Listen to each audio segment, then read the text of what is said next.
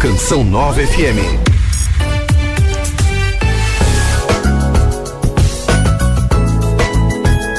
Cento e 3.7 Canção Nova. Mais vida no seu coração.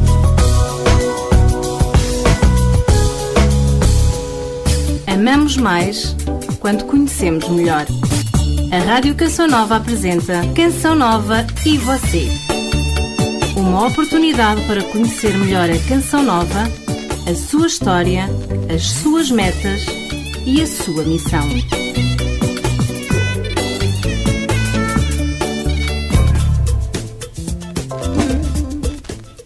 Uma boa tarde, sejam bem-vindos a este programa Canção Nova e você. Estamos no 103.7, mais vida no seu coração, é a Rádio Canção Nova.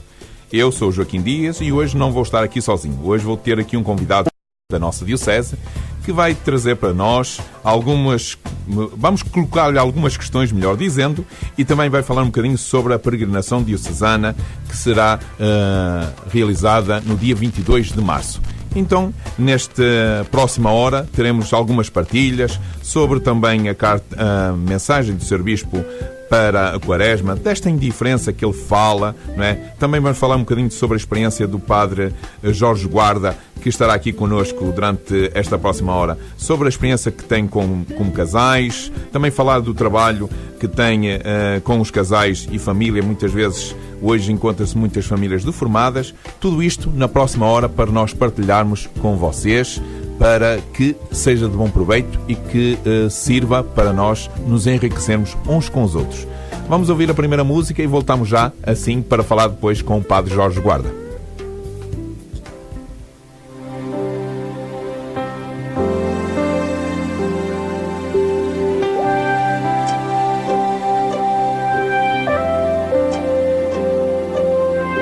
Senhora Mãe Luz, ensina-me a orar.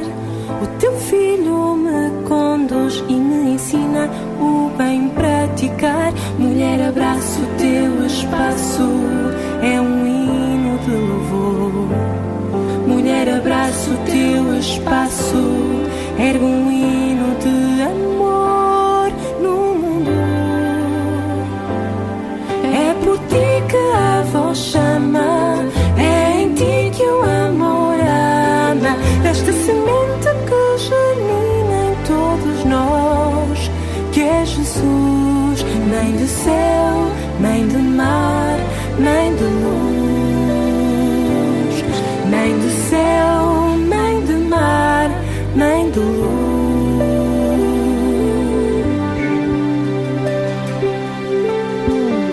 Quero ser como tu e dar-me sem reservas e amadurecer o dom que é amar.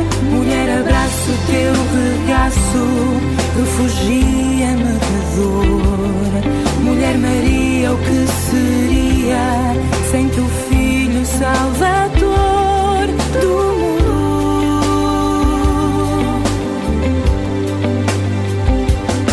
É por ti que a voz chama, é em ti que o amor ama.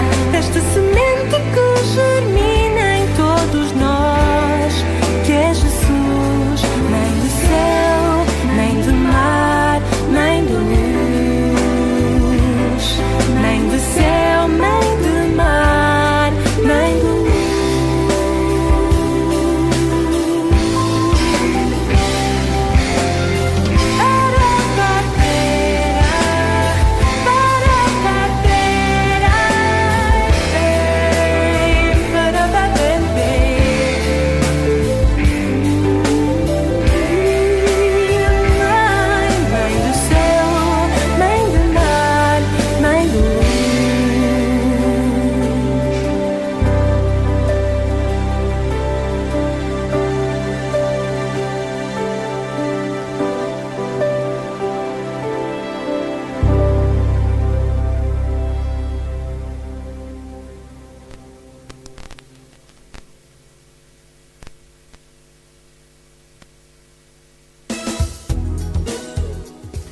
E agora sim, estamos de volta para partilhar nestes próximos minutos aqui com o Padre Jorge Guarda algumas questões que somos abordados e também nos inquietam um pouco sobre, principalmente sobre a família. Mas gostaria de agradecer ao Padre Jorge Guarda pelo convite aceite para estar aqui neste programa connosco.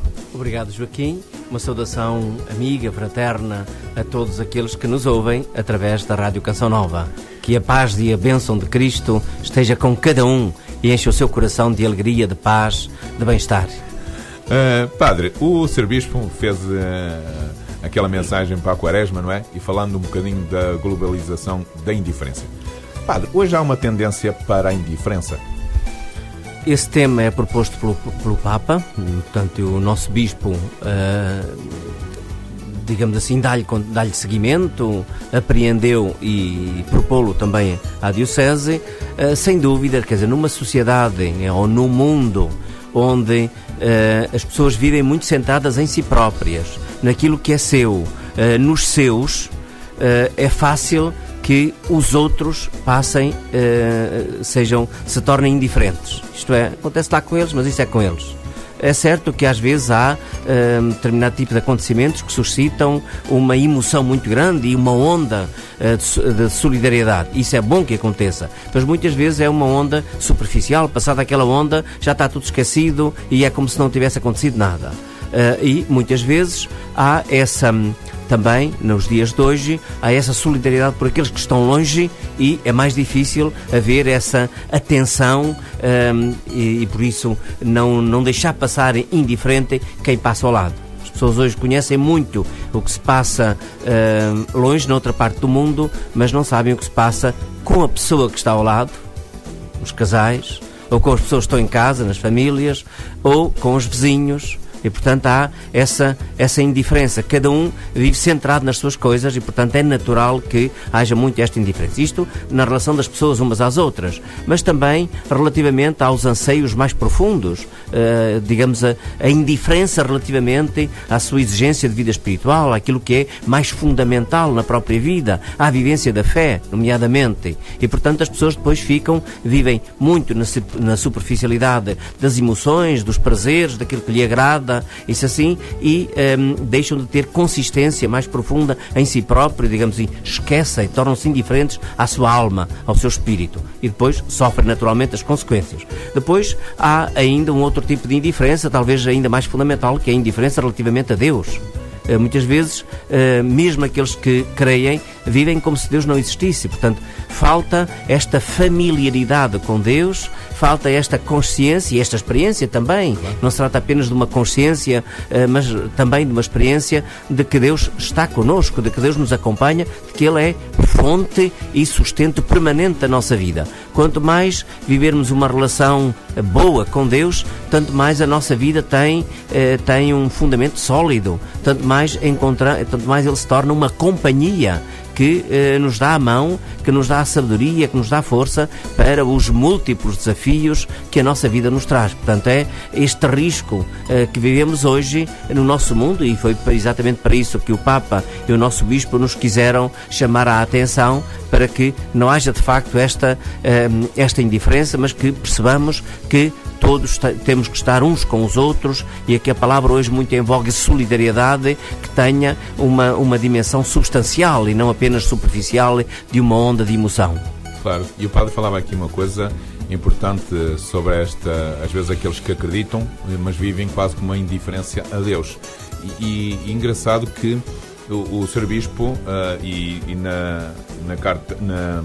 no Retiro Popular, Dom e Missão da Família, num dos temas ele aborda isso mesmo, que muitas vezes falta essa transmissão, não é, da fé, isto o testemunho, até dentro da própria casa. Vive-se uma fé, mas uma fé, como o Padre dizia, um bocadinho superficial, e não é transmitido na profundidade, não se dá conhecimento dessa mesma transmissão aos filhos. Sim.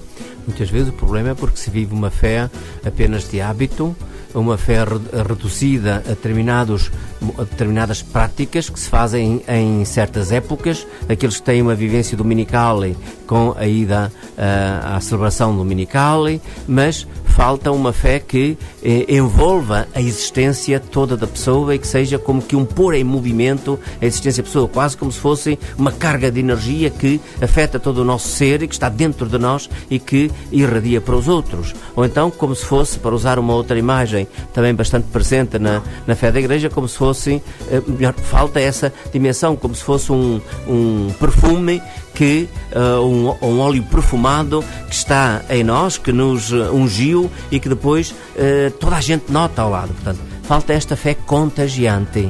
E sem esta fé contagiante, a gente não consegue transmiti-la aos outros. Isto a começar na família. Se houver esta fé contagiante, e a gente observa que famílias que têm esse tipo de fé contagiante, de facto, os filhos e as novas gerações vão se apercebendo e vão vivendo isso mesmo. Ou até mesmo as pessoas com as quais convivem. E, portanto, falta de facto essa dimensão assim contagiante.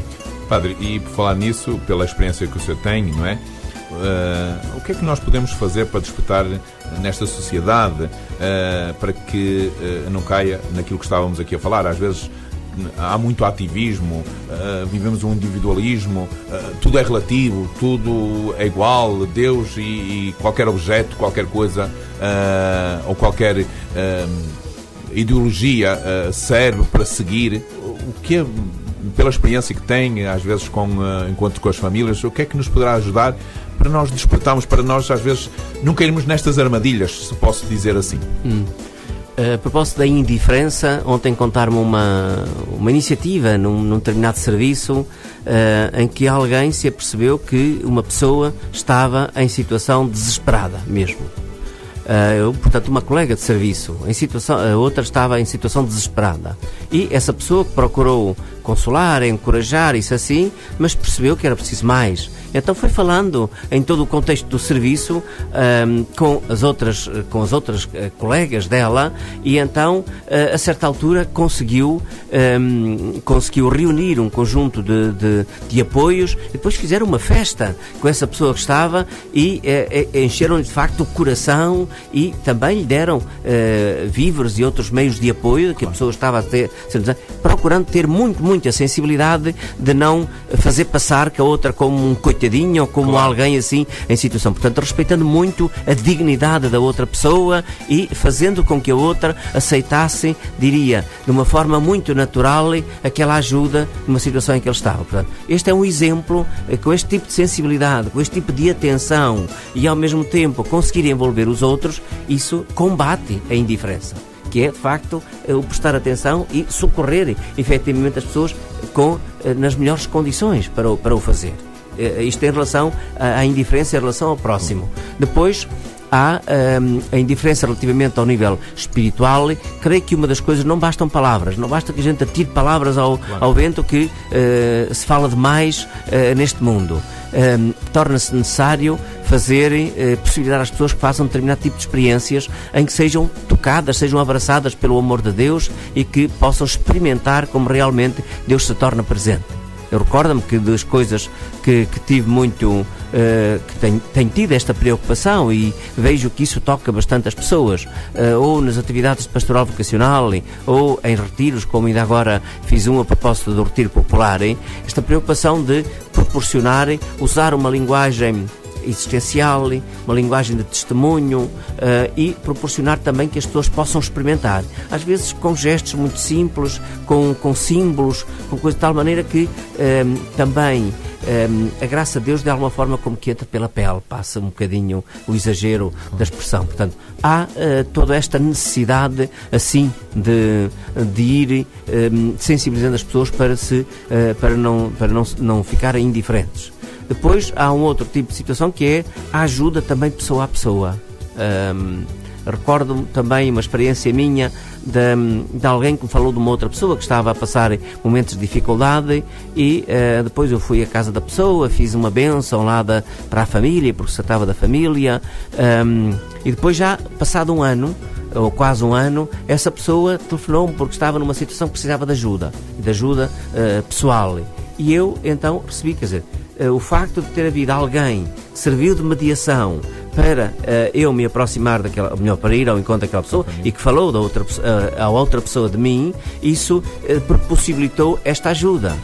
E portanto, esta ajuda de pessoa a pessoa, e os crentes, mas não apenas os crentes, qualquer pessoa, há de tornar-se atento, muito atento à situação das pessoas e ajudá-los a encontrarem a ajuda concreta para melhorar a sua vida, e depois também a ideia de contagiar outros, envolver outros numa causa que efetivamente possa ser de ajuda espiritual, ou de ajuda material, ou de ajuda pessoal às pessoas em situação de dificuldade. Portanto, creio que passa muito por este tipo de experiências concretas, de propostas concretas, de sensibilidade, pessoa a pessoa, grupo a grupo, enfim, é por aí que temos que romper um bocadinho este véu, este muro da indiferença que pode distanciar as pessoas e torná-las, e fazer com que os outros fiquem, digamos assim, na miséria, no sofrimento, no desespero, porque não há quem olhe. Usando a imagem do samaritano, falta gente que olhe para o homem caído na estrada. E, portanto, não podemos de modo nenhum tolerar, admitir que isso aconteça, e isso cada um tem que dar o primeiro passo, cada um tem que fazer aquilo que estiver ao seu alcance. E quando não consegue diretamente, pode inquietar outras pessoas e pode ser mediador para que outros possam ajudar a quebrar essa indiferença. Padre, isso podemos dizer que está hoje também ligado um bocadinho à perda do sentido daquilo que é pecado, à falta de aproximação também ao sacramento da reconciliação, porque muitas vezes nós andamos um pouco perdidos e não temos tanta consciência dessa mesma ajuda. Isto é, muitas vezes nós quer dizer, nada é pecado, não é? Como às vezes diz, não matei, não roubei, não tenho pecados. Mas às vezes no sacramento da reconciliação nós somos alertados para uma consciência mais humana, mais solidária, mais próxima do nosso próximo.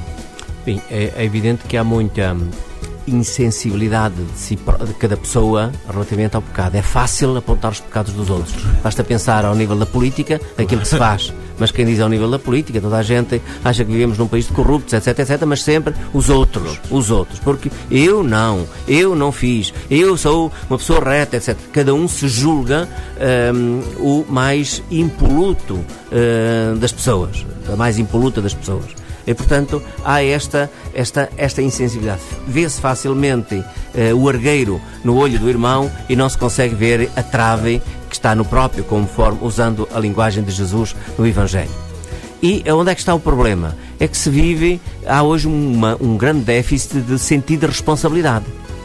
Sim, aquilo que eu faço, aquilo que eu digo, independentemente da minha intenção, pode fazer mal aos outros e pode fazer mal a mim próprio. E, portanto, tenho responsabilidade. E, portanto, falta este sentido de responsabilidade para as próprias palavras, para os próprios atos ou para as próprias falhas. E depois, do ponto de vista mais espiritual, porque o pecado muitas vezes é visto também muito só do ponto de vista de comportamentos, isto é, do ponto de vista moral, quando o pecado há de ser visto principalmente do ponto de vista espiritual, isto é, da quebra da relação com Deus, da quebra da relação com aquele que é a fonte da minha vida e no qual eu posso ter a vida. Portanto, e o principal pecado está exatamente neste sentido, nesta quebra, nesta desconfiança de Deus. É curioso que, desde a primeira página da Bíblia, o sentido de pecado, antes de ser um ato, é desconfiança de Deus. É ver Deus como alguém que me quer mal e que, se me põe determinados limites, é porque me quer mal. E esta noção, assim, relativamente a Deus, passa exatamente para a falta de pecado. Pecado é isso, isso é uma coisa que Deus proibiu, mas proibiu porque Ele não me quer bem. Eu ainda há pedaço pensava, e tenho pensado várias vezes, naquela canção, quando o pecado mora ao lado, a vida sempre ganha outra emoção. E vai-se vendo que o inferno cabe todo na palavra solidão. Isto é, o pecado é qualquer coisa desejável, é qualquer coisa de bom. Porque não viver de determinada forma é viver privado, é viver uma vida de sacrifício, é viver uma vida triste. Portanto, há esta esta confusão tremenda, quando se percebe que depois o pecado traz consequências, traz uma vida de inferno, efetivamente, mesmo quando falta a solidão. E a gente basta pensar no inferno da violência familiar para pensar exatamente que às vezes mais vale, nestas circunstâncias, mais vale a solidão do que uma má companhia. Portanto, para dizer que nem sempre, portanto, esta noção de pecado é de facto ter a noção de que Deus é fonte da minha vida, de que Deus me convida a uma vida boa, bela, feliz, e pecado significa desconfiar de Deus, desconfiar da bondade dos outros e das possibilidades que têm os outros de agirem em bondade, ou da bondade de mim próprio, isto é, também ter a confiança em mim próprio, porque desconfiar de mim, maltratar-me, é pecado. Claro. Como maltratar os outros é pecado. Portanto, falta esta sensibilidade, esta consciência de que o pecado significa fazer algo que é mal, ainda que num primeiro momento não se vê. Mas quem tem as pessoas mais sensíveis, com maior clarividência, veem claramente a distinção entre o bem e o mal. E o pecado tem que ver exatamente com esta distinção entre o bem e o mal, e portanto, faltando isto, a pessoa torna-se vítima de si própria.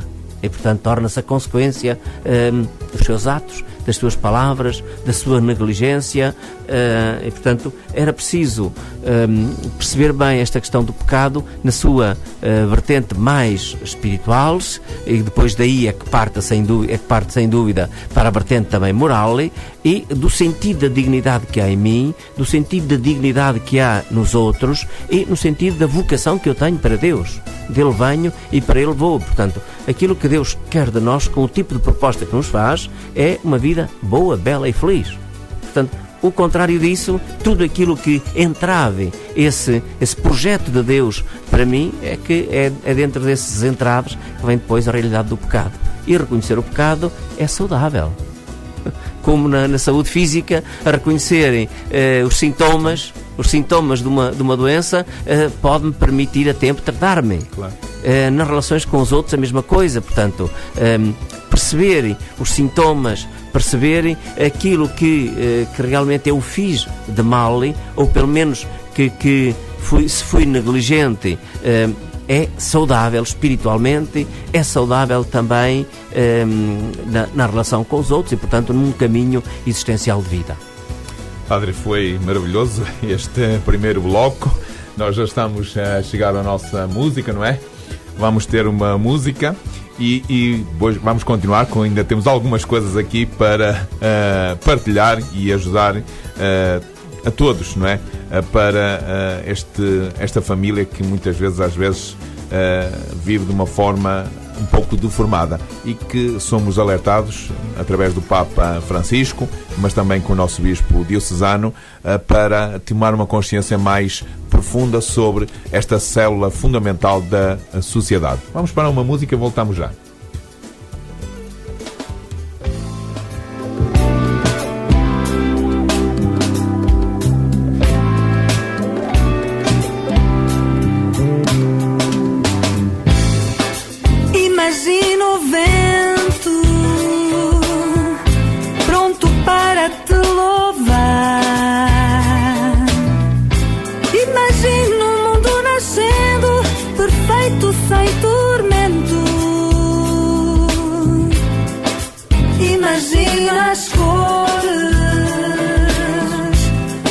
Forma de as criar.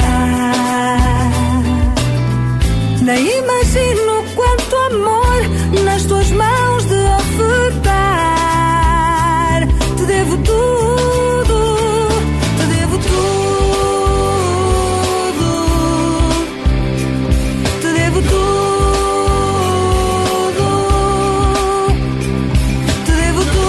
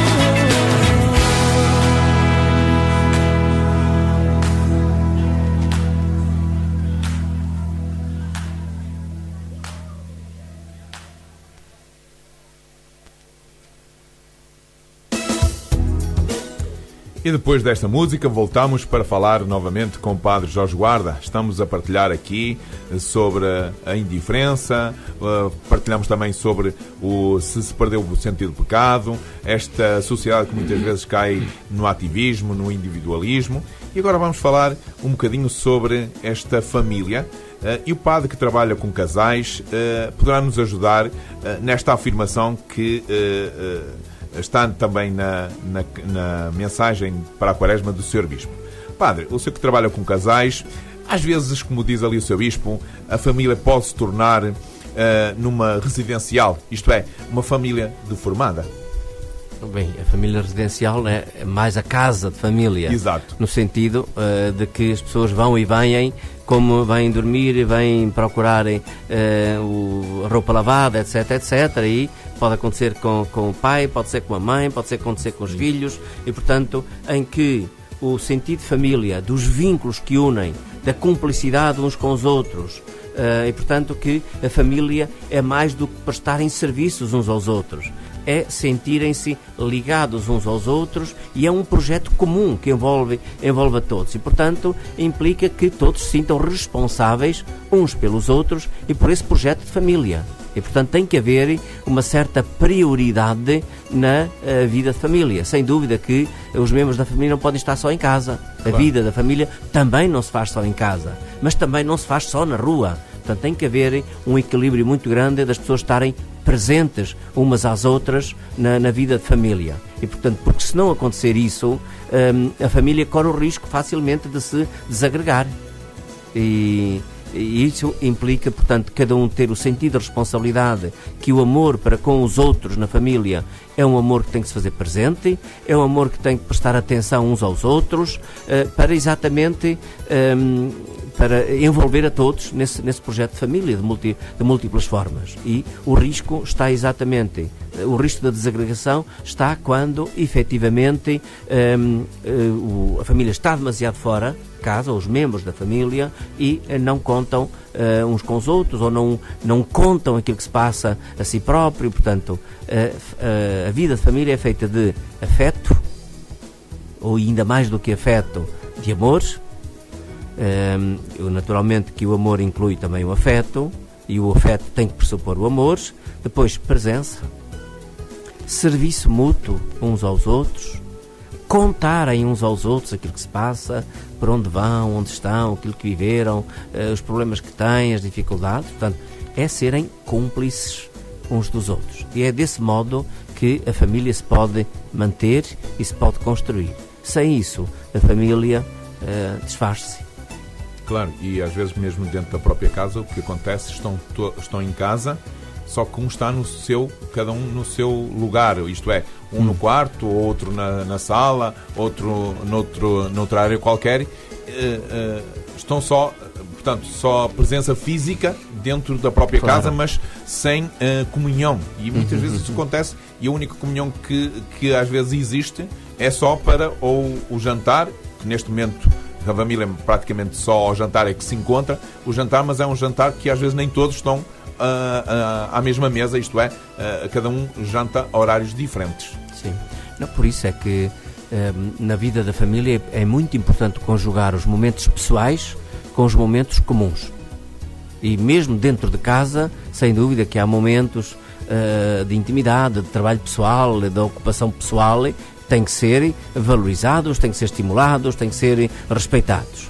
Mas, ao mesmo tempo, há momentos comuns que têm que ser construídos juntos. Isso faz-se da presença e, portanto, faz que cada um saia do seu canto para estar com os outros. A uma refeição, na sala de estar, a ver um programa de televisão, a jogarem, enfim, de múltiplas formas para que se alimentem exatamente esse sentido de presença uns para com os outros. E depois é também um momento de partilha, isso assim. Isso depois ajuda a que também os momentos pessoais sejam ricos. Exatamente porque, mesmo no momento pessoal, a família está lá presente. Claro. E portanto, é importante que isso seja, mas deixa de estar presente se esse momento pessoal significar um isolamento, significar o individualismo, eu é que penso em mim, eu tenho que pensar em mim, e deixa de se ter no coração e na mente a família, a pessoa fica de facto isolada mesmo estando em casa. E, infelizmente é isso, de alguma forma, aquele inferno da solidão. Claro. É exatamente quando falta que os outros estejam também a mim, mesmo quando eu estou só, quando estou a trabalhar pessoalmente. E, portanto, é esse desafio, esta situação que requer uma atenção de todos os membros da família e, particularmente, uns aos outros, quer dizer, porque se os pais ajudam os filhos, ou o marido, a esposa, também há, às vezes, os filhos que alertam. E às vezes ouve-se exatamente algumas coisas, às vezes até por casais que trabalham nas coisas da igreja e que estão demasiado fora, e já tem acontecido ao pai ou à mãe: quando é que tens tempo para nós? Ou para mim ou para nós. Portanto, há esta atenção contínua para equilibrar de facto o tipo de participação na vida da família. André, o Sr. Bispo usa uma expressão que repete várias vezes e que é a boa notícia, não é? Uma notícia boa, bela e feliz. Tem-nos faltado isso nas nossas famílias, na nossa sociedade, a notícia do Evangelho? Possivelmente tem, pelo menos com aquela frequência com que seria de desejar. Talvez se viva excessivamente demasiado concentrado, por um lado, nos momentos gratificantes, portanto, como experiência gratificante. Claro. Por outro lado, nas preocupações, as preocupações com a vida cotidiana, isso, e com aquilo que não se tem, com as carências que se tem. O que era preciso pensar é que, de facto, a vivência da fé e a vivência espiritual ajuda a perceber que Deus é Pai de todos os membros da família, Pai de toda a família, e que acompanha. Deus é, de alguma forma, cúmplice da vida da família e quer fazer-se companhia. Isso faz com que seja muito importante a família cultivar a oração, cultivar juntos o lerem uma página do Evangelho, para receberem essa boa nova, o participarem juntos numa atividade espiritual ou na missa dominical, exatamente para terem essa boa notícia. E depois também não olharem apenas para, digamos assim, as notícias que nos vêm ou de pessoa a pessoa ou através dos meios de comunicação social, mas procurarem prestar muito mais atenção às notícias positivas, às experiências boas, às experiências gratificantes, às iniciativas de solidariedade, às manifestações de amores. E há todo um conjunto enorme de notícias boas, belas, de boas notícias, que é preciso a gente prestar atenção a elas, porque dão-nos um outro espírito. Os problemas que temos que enfrentar, ou que a família tem que enfrentar na vida de cada dia, podem ser exatamente os mesmos, mas se tem por trás uma boa notícia que lhe dá um ânimo positivo, a forma como enfrentam as dificuldades, os desafios ou as adversidades é completamente diferente e podem mais facilmente tornar-se vencedores desse tipo de situações. Portanto, é importante que nós, mesmo uns em relação aos outros, transmitamos essas boas notícias, porque somos mais fáceis em transmitir as más. Ouviste o que foi dizer? Ainda hoje de manhã estava a fazer uma sessão e estava alguém a falar-me de um roubo que houve. E a gente, boas notícias, às vezes custa-nos em fazê-las passar imediatamente. Olha, ouvi isto, ouvi aquilo, ouvi aquele outro, é coisa tão linda. Portanto, e mesmo pessoa a pessoa, ou na vida de família, etc., temos que não iludimos a realidade dura, as dificuldades, etc., mas tem que predominarem a comunicação das belas notícias, das boas notícias, para nos dar um ânimo maior para enfrentar a vida como ela é. Pois, saber ter um equilíbrio nisso. Não é? Exato. E temos uma boa notícia, Padre, para dar à nossa diocese, não é? Que é a peregrinação diocesana que irá acontecer no próximo dia 22 de março, se Deus quiser. Pode-nos falar um bocadinho sobre essa boa notícia? Portanto, é um acontecimento que nos envolve todos os anos, no 5º domingo da Quaresma. A Diocese, a partir das suas paróquias, encaminha-se para Fátima no número de vários milhares de pessoas. e também com uma participação diversificada, porque para alguns, como o caso dos doentes, começa 2 dias antes, porque vêm fazer um retiro de doentes no Santuário de Fátima. Aí são 60 ou 70 pessoas, ou assim, com situações de sofrimento, e que vêm fazer esse momento para, digamos, encher a sua alma de Deus e assim os ajudarem, ser como que almofadas que aliviam os seus sofrimentos. Depois teremos os escuteiros, que no sábado têm o início, ou pelo menos têm o momento de comemoração dos 90 anos de presença na Diocese de Leiria e Fátima. E, portanto, vêm no sábado e depois integram-se com o conjunto dos peregrinos. Depois há ainda os jovens, que têm uma proposta que é fazerem uma caminhada a pé desde Leiria, com várias atividades, até ao santuário, para depois, no domingo, participarem com todo o povo de Deus da Diocese aqui no santuário. E depois, naturalmente, no domingo de manhã, vêm então os peregrinos a pé, de carro, de autocarro, enfim, em muitos milhares, assim esperamos, que se desloquem para isto. Une-nos neste acontecimento espiritual o lema "Com Maria fortalecer as famílias e apoiar a sua missão".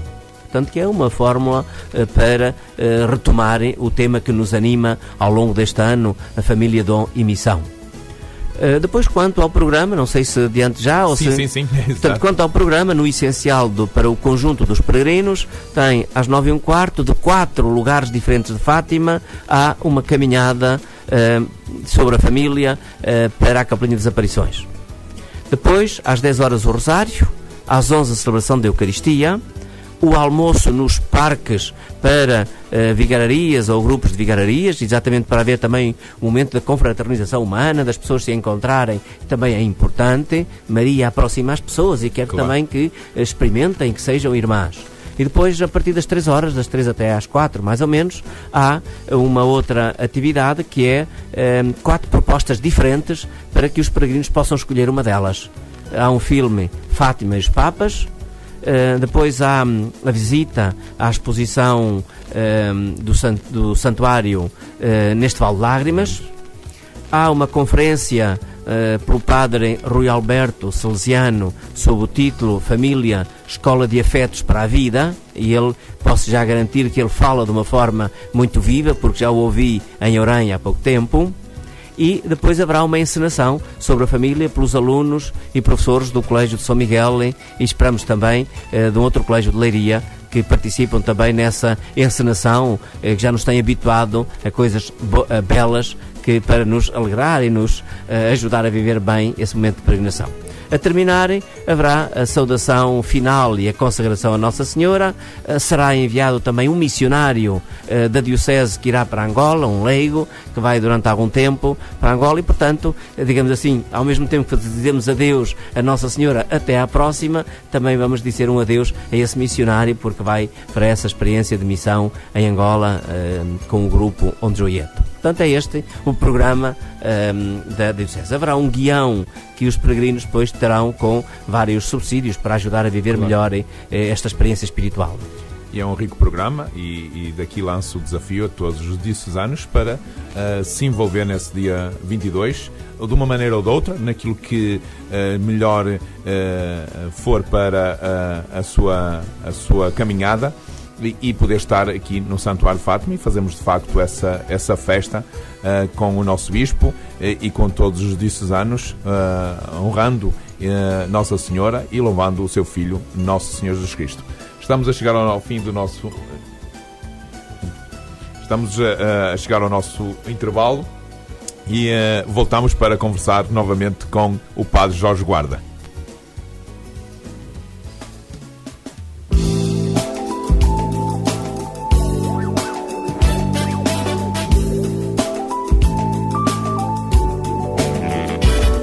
Encontrei o meu tesouro à beira deste caminho. Não é prata, não é ouro, mas deixei de estar sozinho. Tão perto estava de mim, tão longe dele eu estava, que ao vê-lo ali assim amei como ele amava. Pareceu-me que deixei as correntes que trazia, cresceu em mim, me tornei no filho de Maria. Ganhei uma nova mãe a partir daquele dia.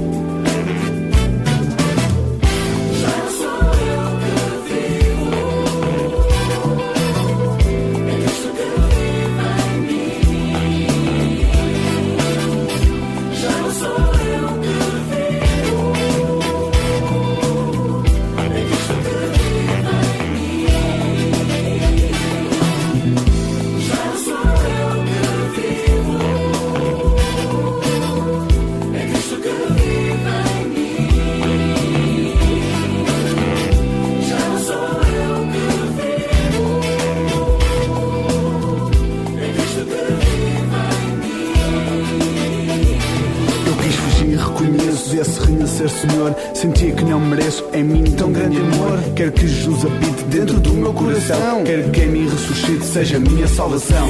Quero que Jesus habite dentro do meu coração. Yeah, come on.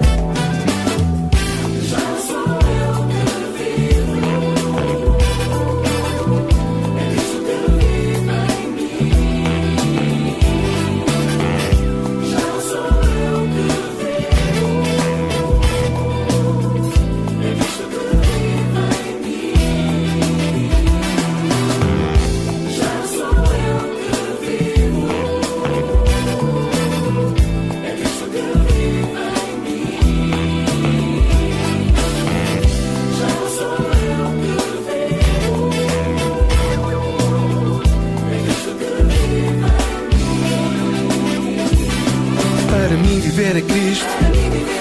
Para mim viver é Cristo. Para mim viver é Cristo. Para mim viver é Cristo. Para mim viver é Cristo. Para mim viver é Cristo. Para mim viver é Cristo. Para mim viver é Cristo. Para mim viver é Cristo. Para mim viver é Cristo. Para mim viver é Cristo. Para mim viver é Cristo.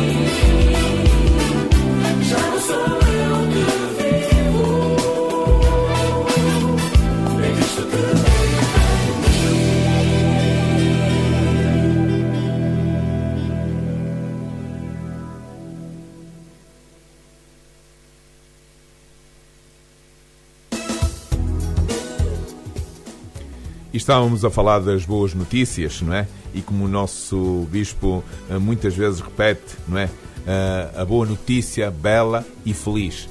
Essa boa notícia que é a peregrinação diocesana, onde o padre Jorge Guarda aqui esteve a descrever um pouco sobre o programa desse dia 22. Mas também há uma iniciativa que foi lançada pelo nosso Papa Francisco, que são as 24 horas para o Senhor.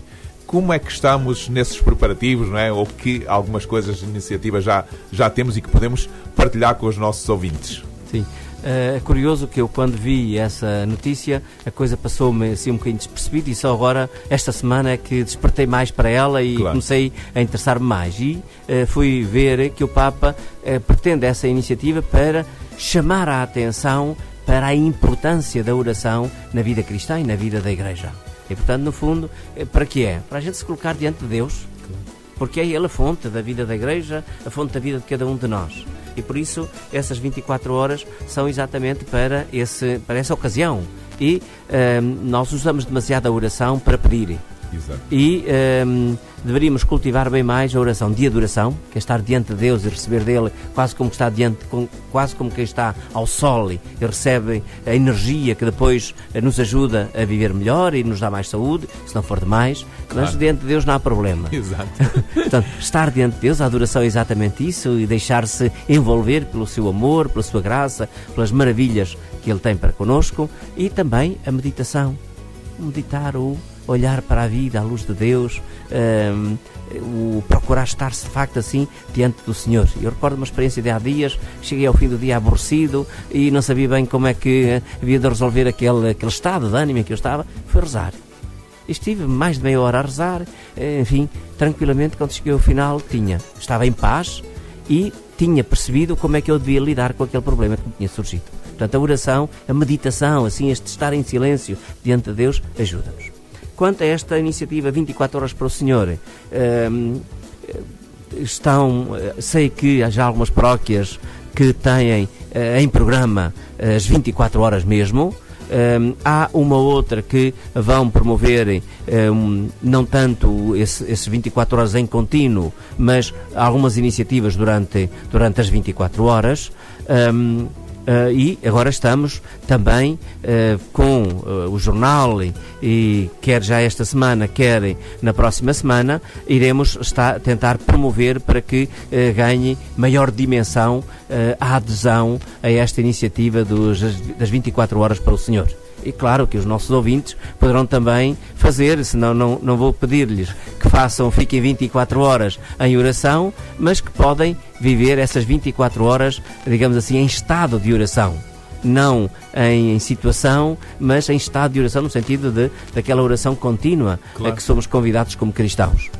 É o bonito que o Papa Francisco diz que quando lançou essa iniciativa, ele dizia que nós arranjamos tempo para tantas coisas e sempre que desejamos alguma coisa nós conseguimos arranjar esse tempo, e para o Senhor nós dizemos sempre que nunca temos tempo. E então que despertava, não é?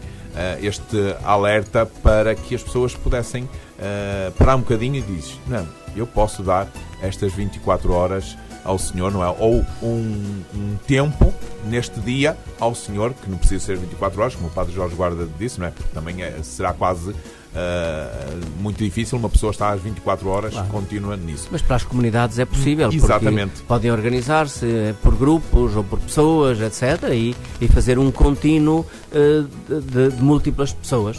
Nós teremos, de facto, iniciaremos nessa noite com a Santa Eucaristia e depois estaremos diante do Santíssimo Sacramento essas mesmas 24 horas com várias pessoas, vários grupos, claro, para estarmos associarmos a essa iniciativa aqui na Diocese. Padre, um último convite para os nossos diocesanos está no dia 22 e uma mensagem final para todos os nossos ouvintes. Antes de mais, cada um se sinta membro deste povo de Deus na Diocese de Leiria Fátima, e portanto o convite é, como povo de Deus, identificado com este povo, com sentido de pertença, em comunhão com este povo, e que aceitem o convite do nosso Bispo para, no dia 22, participarem na peregrinação diocesana. E portanto virem, é um convite que o nosso Bispo nos faz, mas que nos é feito também por Nossa Senhora, que nos gosta de verem aqui junto dela e que nos enche da sua graça e da sua paz.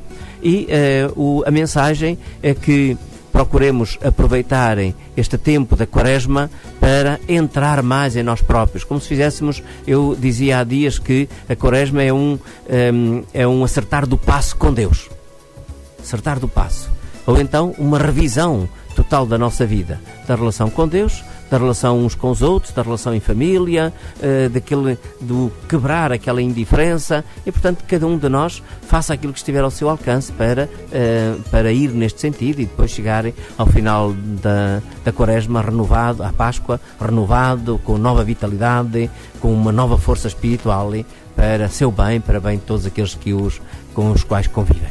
Assim seja. Padre, muito obrigado pela sua presença e desejamos a todos vós que estivestes connosco um resto de um santo dia, não é? E que Deus os abençoe cada um de vós e até 2 a 8 dias, se Deus quiser. Até lá, um bem-aja.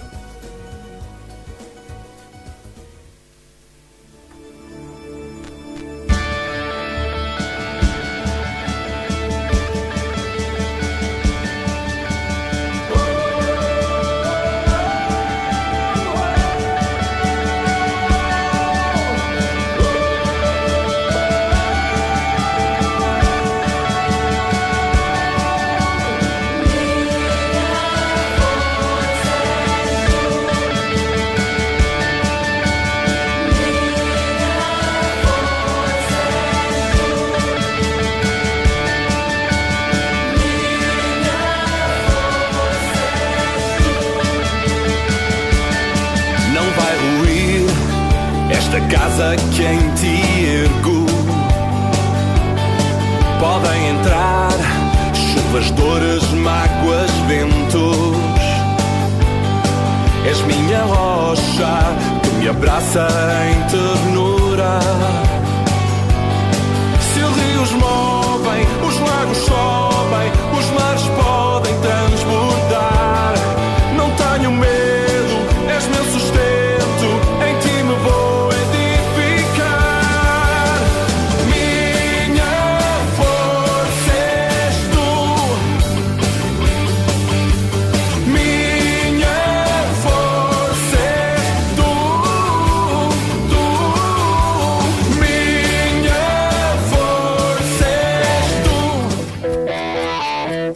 103.7 FM.